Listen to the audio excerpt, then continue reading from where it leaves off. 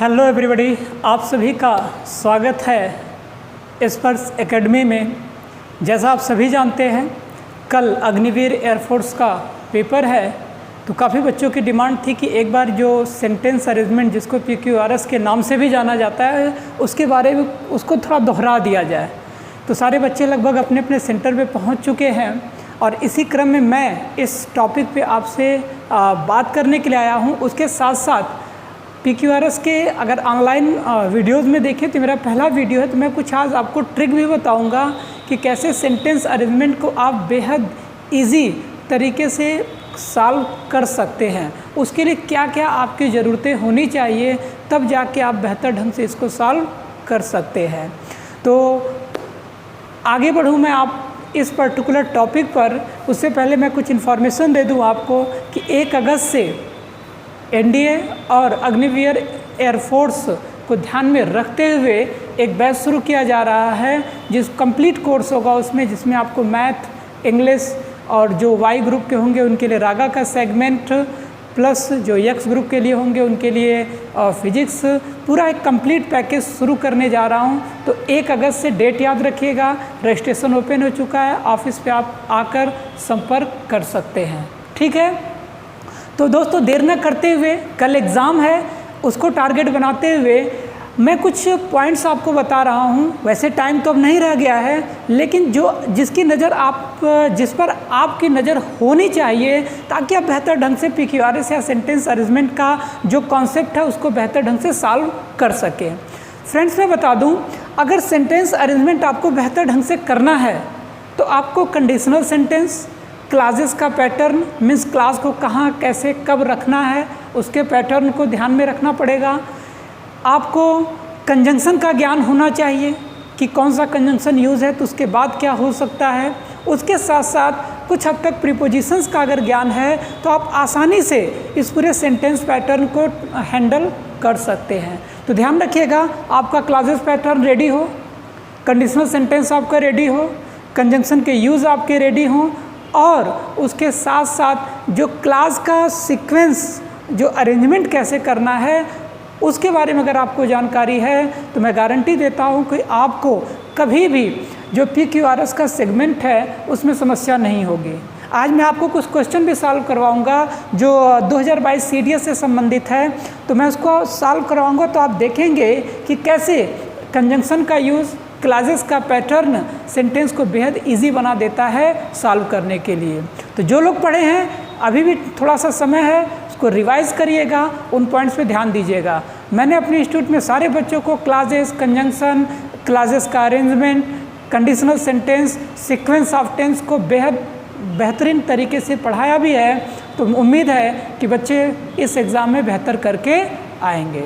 तो ध्यान दीजिएगा किन किन टॉपिक पे आपको ध्यान देना है। Conditional, sequence of tense, conjunction का राइट यूज़, और उसके साथ साथ क्लासेस का पैटर्न कि किस क्लास को किस जगह पे किस परिस्थितियों में आपको रखना है।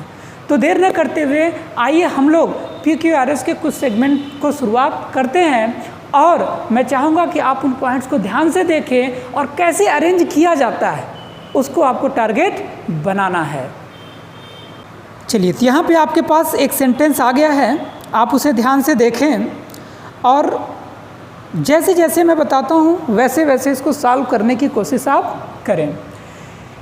जैसा मैंने बताया, ये CDS 2022 का पेपर है, नो डाउट वहाँ पे भी PQRS लगभग 10 आते हैं, सेंटेंस अरेंजमेंट 10 आते हैं, तो वहीं से टॉपिक लेते हैं, एग्ज़ाम का एक पेपर भी सॉल्व हो जाएगा और कुछ बेहतरीन जानकारी मिल जाएगी आपको। तो आप सभी लोग ना हो तो एक कॉपी पेपर के साथ बैठे, कुछ पॉइंट्स बताऊंगा जो अभी भी रात भर का आपके पास समय है, जो आगे हो सकता है कि कल के पेपर में आपको कुछ हेल्प कर सके।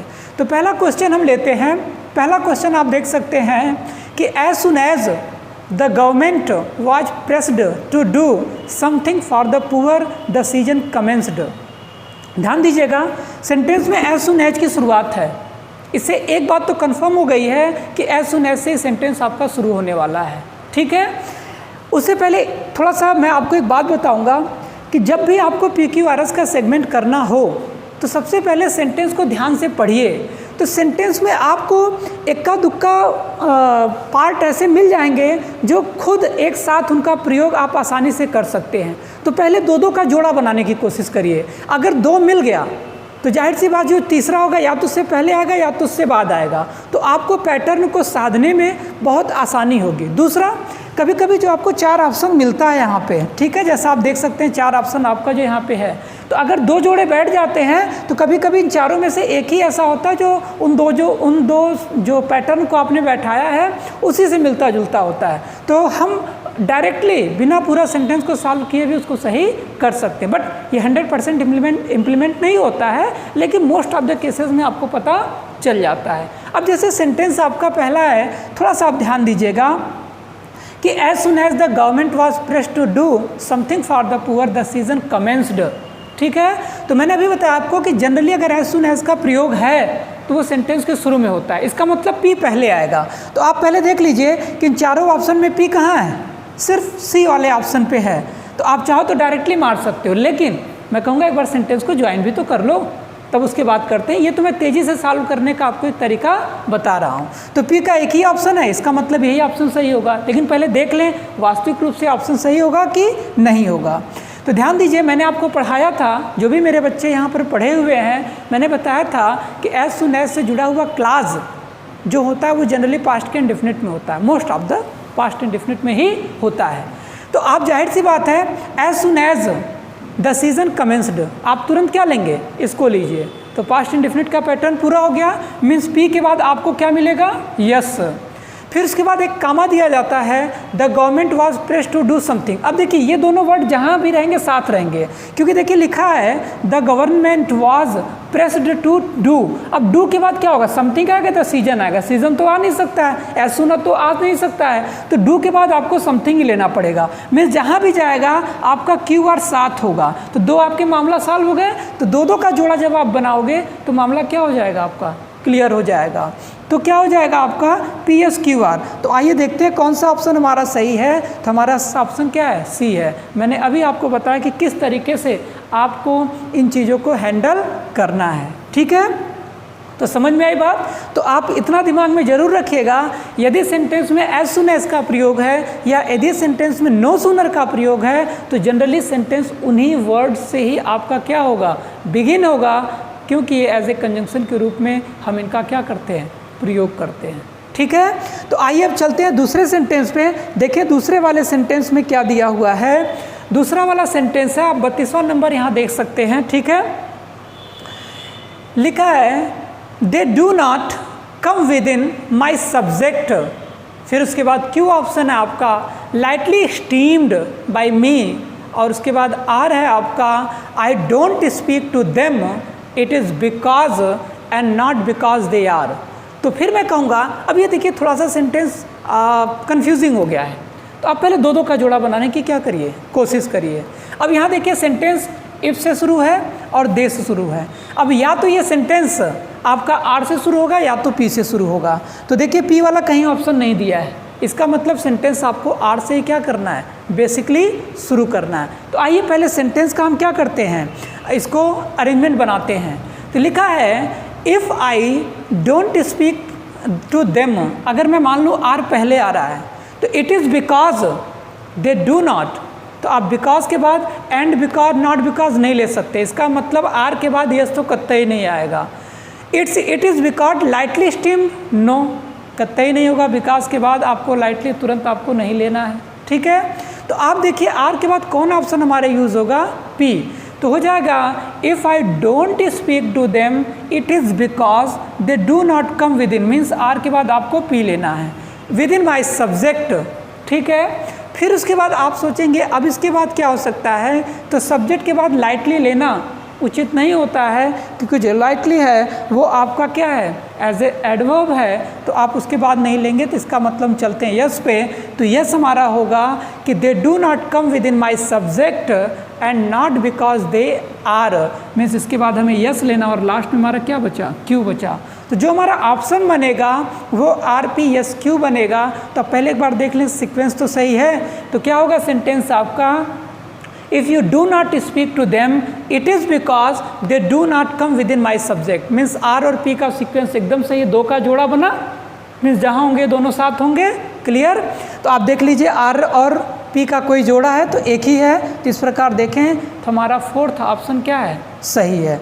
जो लोग भी बच्चे इसको सॉल्व करना चाहते हैं, मैं डिस्क्रिप्शन में CDS के पेपर का लिंक दे दे रहा हूँ, वहाँ से डाउनलोड कर लेंगे या उनके पास होगा तो वो इसे बैठ के सॉल्व करेंगे। तो देखा कितने इजी तरीके से मैंने दो पार्ट को क्या किया, इसमें सॉल्व किया है। ठीक है, उसके बाद अगर हम आगे बढ़ें तीसरे क्वेश्चन की तरफ तो हम देखते हैं क्या 33 आप क्वेश्चन देख सकते हैं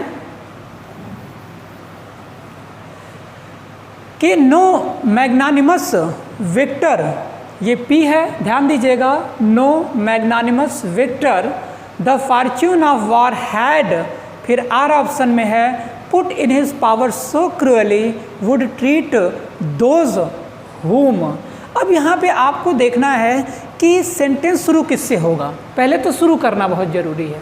तो जाहिर सी बात है सेंटेंस पहले ध्यान दीजिए वुड से कतई नहीं शुरू होगा, क्योंकि हेल्पिंग वर्ब का वो इंट्रोगेटिव का फॉर्मेट में सेंटेंस नहीं दिख रहा है, तो वुड से नहीं होगा, इसका मतलब सेंटेंस यस से नहीं शुरू होगा। पहले शुरुआत किससे करनी, इससे ध्यान दीजिए। फिर उसके बाद है put in his power so cruelly, तो पुट से भी सेंटेंस नहीं शुरू होगा, डायरेक्ट मेन वर्ब से कैसे शुरू होगा। अब या तो सेंटेंस क्यू से शुरू होगा या तो आपका क्या होगा, पी से शुरू होगा। तो अब हमें इन्हीं दोनों पे ध्यान लगाना है कि सेंटेंस वास्तविक रूप से किससे शुरू होगा। तो पहले आप ध्यान दीजिए, सेंटेंस जो है the fortune of war had, ठीक है, put his power so cruelly, तो आप पहले ऐसा करिए, पी से हम लोग क्या करते हैं, शुरुआत करते हैं। तो नो मैग्नानिमस विक्टर, ठीक है, वुड, ध्यान दीजिए यहाँ पे विजेता की बात की जा रही है, तो इसके विक्टर चूँकि आपका ये नाउन है तो मीन्स एज ए सब्जेक्ट है, तो इसके बाद इसको वर्ब चाहिए, तो वर्ब यहाँ भी नहीं मिल रही है और यहाँ मेन वर्ब मिल रही है, जबकि यहाँ में हेल्पिंग वर्ब मिल रही है। तो हम इसको लिखेंगे कैसे, no magnanimous victor would treat those, means P के बाद हमें अब क्या लेना है, यस लेना है। क्लियर हुआ? फिर उसके बाद देखिए क्यों आता है कि यार हुम की वहाँ पे बात है, तो हुम जब भी बात होती है तो किसी मनुष्य को इंगित करता है, तो हुम के जस्ट बाद आपको वर्ब जल्दी नहीं मिलेगी, आपको उसके बाद कोई नाउन या कोई फ्रेज इत्यादि आपको मिलेगा।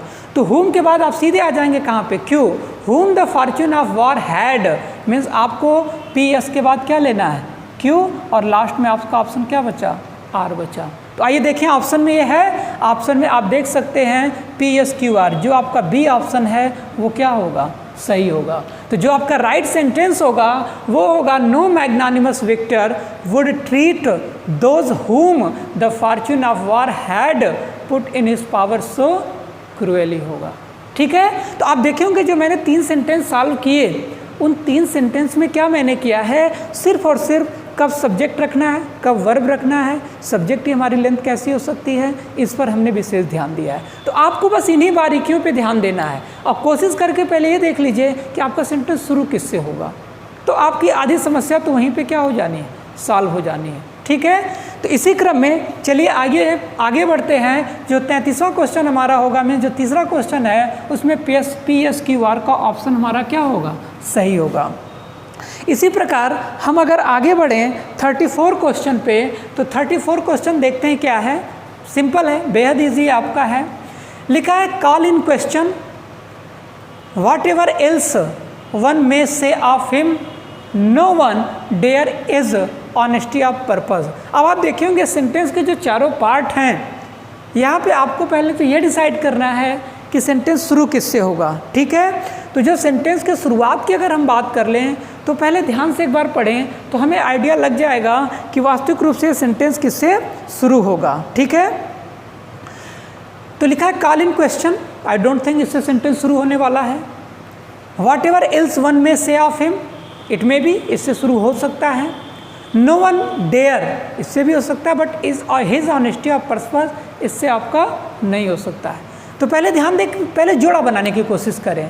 तो सेंटेंस में अगर मान लें क्यों से सेंटेंस की शुरू है, whatever else no one may say of him, यहाँ से अगर सेंटेंस की शुरू ले लें तो हिम के बाद क्या ऑनेस्टी लेना सही होगा, नो। कॉल इन क्वेश्चन नहीं, इसका मतलब हमें क्यू के बाद आपके क्या लेना पड़ेगा, आर। तो whatever else one may say of him, clear, no one dare, dare के बाद आपको क्या करना पड़ेगा, ये लेना पड़ेगा। तो no one dare call in question is honesty of purpose, means आपका जो ऑप्शन बनेगा QRPS का ऑप्शन बनेगा। तो QRPS जो सी आपका ऑप्शन है वो आपका सही होगा। ठीक, थोड़ा सा ये कंफ्यूज करने वाला सेंटेंस था, लेकिन आप ध्यान से पढ़ेंगे तो आपको मिल जाएगा कि वाट एवर से सेंटेंस की शुरुआत होती है वो एज ए क्लास के रूप में है। तो whatever else one may be say of him, no one dare, ठीक है, call in question his honesty of purpose. ठीक है, ये एक पेपर की लाइनें हैं जो शायद इकोनॉमिस्ट पेपर करके कोई छपा था, वहाँ से इस लाइन को लिया गया है। ठीक है, तो हो गया आपका 34 क्वेश्चन। आइए 35 क्वेश्चन पे हम लोग आगे चलते हैं।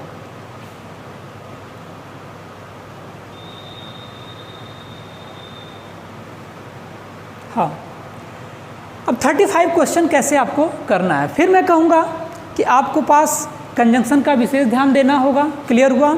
उसके साथ साथ आपको सेंटेंस किससे शुरू होगा इस बात पे भी आपको ध्यान देना होगा। उसके साथ साथ आपको ये भी ध्यान देना होगा कि हमारा सेंटेंस का लास्ट पार्ट कौन होगा। तो आइए पहले देखते हैं सेंटेंस शुरू किससे होगा।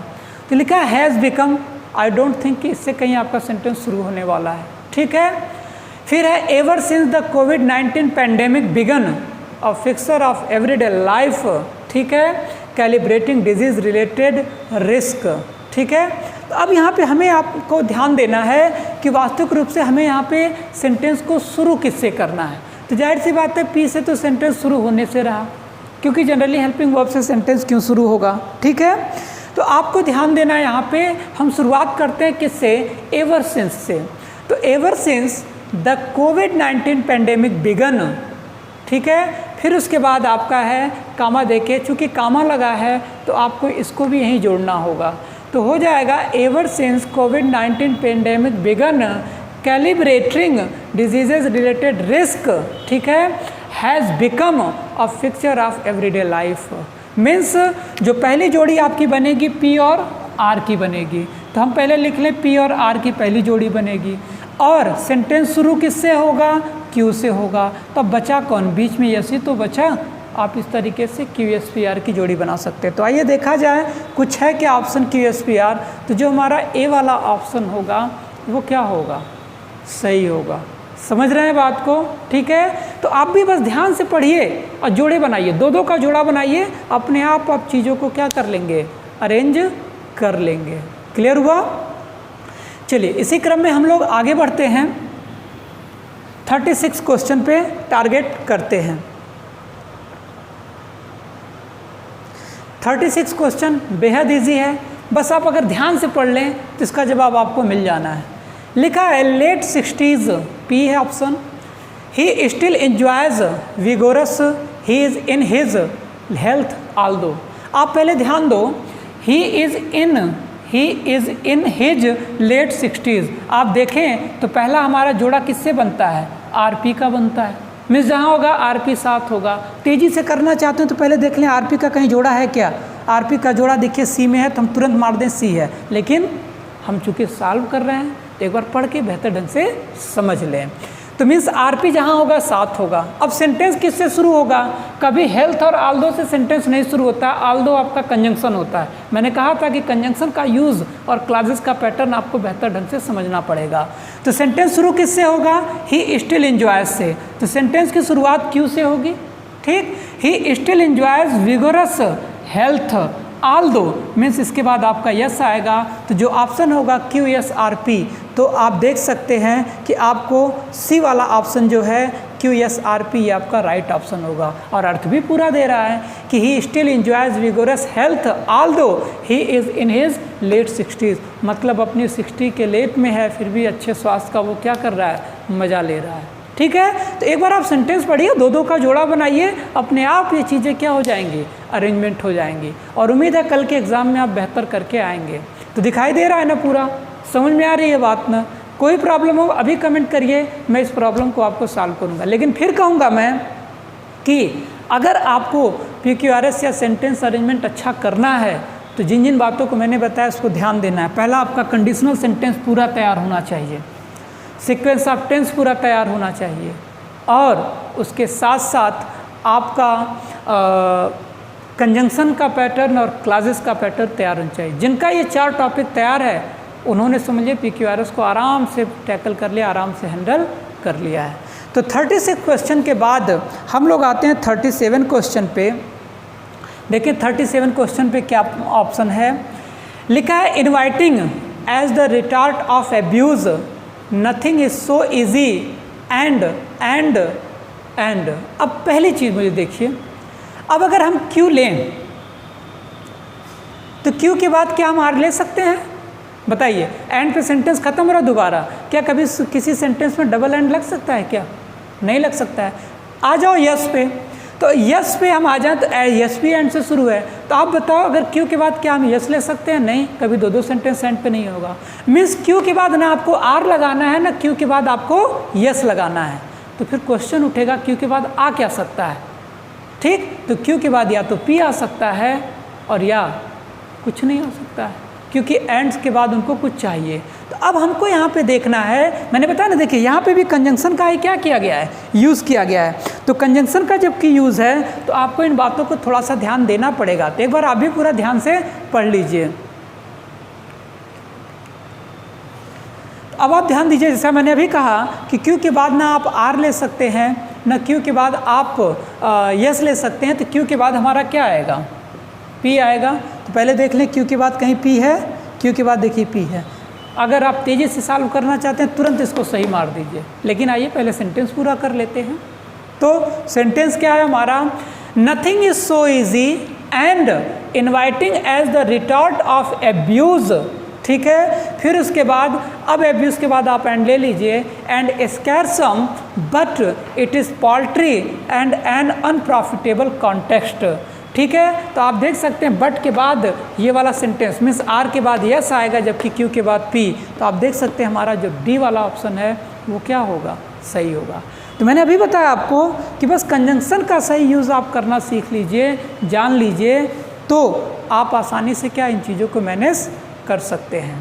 तो कल का एग्ज़ाम दीजिए, भगवान मेरी शुभकामनाएं आपके साथ हैं कि आप बेहतर करके आएँ। लेकिन अगर कुछ प्लस माइनस रहता है तो एक बार पहले इन टॉपिक के बारे में सोचें, मैं आपके लिए हमेशा खड़ा हूँ। ठीक है, तो चलिए 37 क्वेश्चन हमने टैकल कर लिया। अब बात करते हैं 38 को लेके। 38 देखिए, introduces antithetical ideas an epigram is a brief and pointed saying that frequently that causes. मैं फिर कहूँगा, पहले हम ये देखें हमारा सेंटेंस कैसे शुरू हो सकता है। ठीक है, आप इंट्रोड्यूसेस डायरेक्ट वर्ब से हो नहीं सकता है, पॉइंटेड नहीं हो सकता है, वर्ब है। आपको एक सब्जेक्ट चाहिए, तो आप देखिए शुरू करने के लिए सबसे बढ़िया ऑप्शन आपका कौन दे रहा है? क्यू दे रहा है। ठीक है, मीन्स हमारा पहला ऑप्शन मीन्स जो पहला पार्ट होगा सेंटेंस का क्यू होगा। अब आगे देखें क्या होगा कि an epigram is a brief and. अब एंड के बाद क्या होगा? इंट्रोड्यूसेस नहीं, क्योंकि यहाँ पे वर्ब एपिग्राम दूसरे से गवर्न हो रही है। एंड के बाद दैट, दो कंजंक्शन एक साथ कतई, मीन्स आप देखें तो पी और यस कतई नहीं लगेगा। अब एंड के बाद अब बचा क्या? जब आपको पी एस लेना ही नहीं है तो अब बचा आर, इसका मतलब क्यू के बाद हमें क्या लेना पड़ेगा? आर। तो सेंटेंस आपका क्या हो गया? An epigram is a brief and pointed saying that frequently, that frequently. अब यहाँ इंट्रोड्यूसर्स होगा दैट, अब वहाँ दैट फ्रिक्वेंटली लगा है, फिर दैट काजेज है। तो क्या सेंटेंस का अरेंजमेंट सही है? नहीं है, ना अर्थ निकलेगा। तो फ्रीक्वेंटली के बाद आपको तुरंत क्या लेना पड़ेगा? वर्ब लेना पड़ेगा। आपको पता है फ्रीक्वेंटली आपका एडवर्ब ऑफ फ्रीक्वेंसी में आता है, और एडवर्ब ऑफ फ्रीक्वेंसी का ये रूल है कि वो जिसको क्वालिफाई करता है उससे जस्ट पहले लगता है, तो वर्ब इसके बाद चाहिए आपको। तो अब आपका ऑप्शन क्या हो गया? क्यू आर फिर पी, अब लास्ट में बचा क्या? यस। आओ देखें कोई ऑप्शन है क्या इसमें? तो जो हमारा दूसरा ऑप्शन है आप देख सकते हैं वही राइट ऑप्शन होगा। ठीक, समझ में आ रही बात? मैंने बताया कैसे आपको एकदम शांत दिमाग से सारा काम करना है, थोड़ी भी हड़बड़ाना नहीं है, और जवाब आपको क्या है? मिल जाना है। क्लियर? चलें आगे। चलिए, तो 38 क्वेश्चन के बाद 39 क्वेश्चन पे हम लोग आगे चलते हैं और फिर देखते हैं कि क्या है 39 में। अब आप 39 देखिए, 39 लिखा है कि of antithesis whereby predicted at once oxymoron is a special contradictory qualities are. ये फिगर ऑफ स्पीच की में ऑक्सीमोरन की डेफिनेशन दे दिया है, लेकिन चलो अगर नहीं आपको पता है फिगर ऑफ स्पीच तो पहले ये तो देखें कि हम शुरू किससे करेंगे।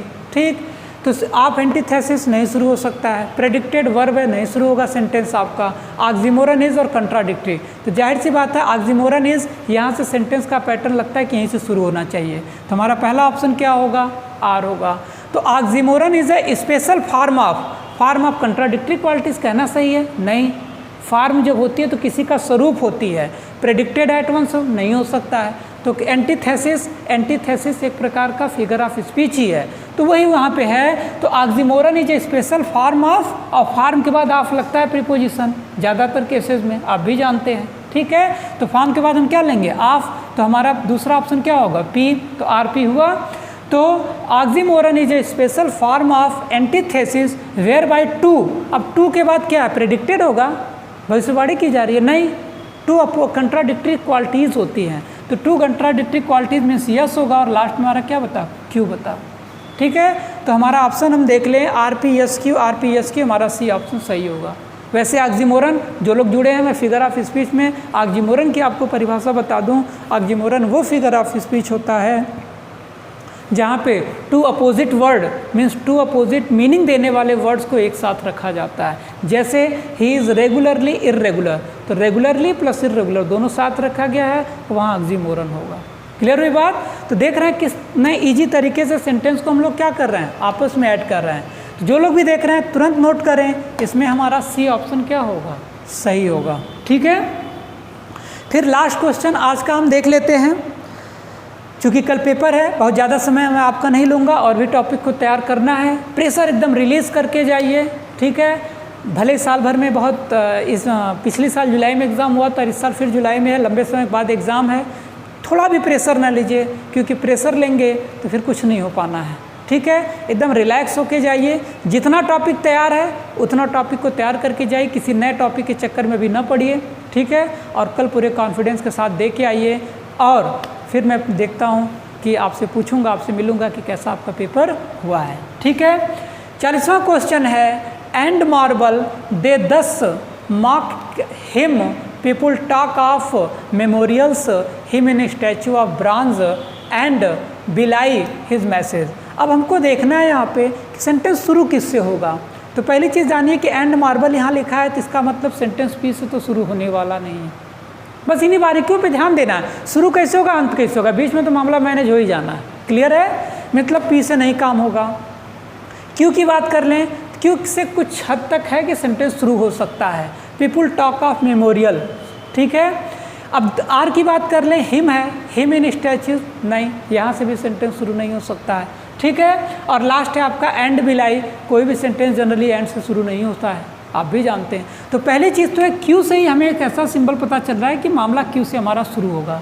तो चलो ये तो क्लियर हो गया कि सेंटेंस हमारा किससे शुरू है, क्यू से शुरू है। अब देखिए दूसरा क्या है, people talk of memorials to, अब टू के बाद एंड आएगा कतई नहीं आ सकता, इसका मतलब टू के बाद हमें क्या लेना है, आर लेना है। तो क्यू आर दो जोड़े बने हमारे। ठीक है, him in statues of bronze and marbles, वहाँ देखिए ब्रॉन्ज की बात की जा रही है, ब्रॉन्ज आपको पता ही है, तो उसके बाद क्या है marble, they 10 mark him and बिलाई द मैसेज, मीन्स हमारा क्या होगा, पी और yes, Q R P S का ऑप्शन देखिए हमारा सी है, सही होगा। क्लियर हुई बात? अब देखिए जोड़ना कैसे, फिर मैं कहूँगा कि आपको बस थोड़ी सी पॉइंट्स को क्या करना है, ध्यान देना है। सेंटेंस क्यू से शुरू होगा, कंफर्म है, ये तो प्रॉब्लम सॉल्व हुई कि मामला क्यू से ही आपका बनेगा। क्लियर? अब टू के बाद क्या एंड आता है, नो, टू के बाद क्या यहाँ पे आप एंड लेंगे, मीन्स ये दोनों नहीं आएंगे, तो बचा कौन, आर ही ना बचा, आर को रखो ना यहाँ पे, क्यू आर की जोड़ी बन गई। अब आर के बाद जब ब्रॉन्ज की बात की जा रही है, ब्रॉन्ज आपको पता है कि मेटल होता है। ठीक है, मतलब स्टैच्यूज की यहाँ बात की जा रही है, या तो मेटल के बने होते हैं या तो मार्बल के बने होते हैं, आपको भी पता है। तो ब्रॉन्ज है तो ब्रॉन्ज के बाद एंड मार्बल ही लगेगा, यहाँ बिलाई का प्रयोग नहीं, बिलाई में होता है झूठा या बदनाम करना होता है, तो ये तो हो नहीं सकता, ब्रॉन्ज से और इसकी तुलना कैसे होगी, नहीं होगी। तो आप क्या लेंगे, पी का प्रयोग करेंगे, और लास्ट में बचा क्या, यस रख दो ना, तो PQRS में क्या समस्या है? कोई प्रॉब्लम नहीं है। बस आप कंजंक्शन, मैं फिर कह रहा हूँ, conjunction, conditional sentence, sequence of tense और क्लासेस का पैटर्न अगर तैयार है तो 100% आप सही करके आओगे।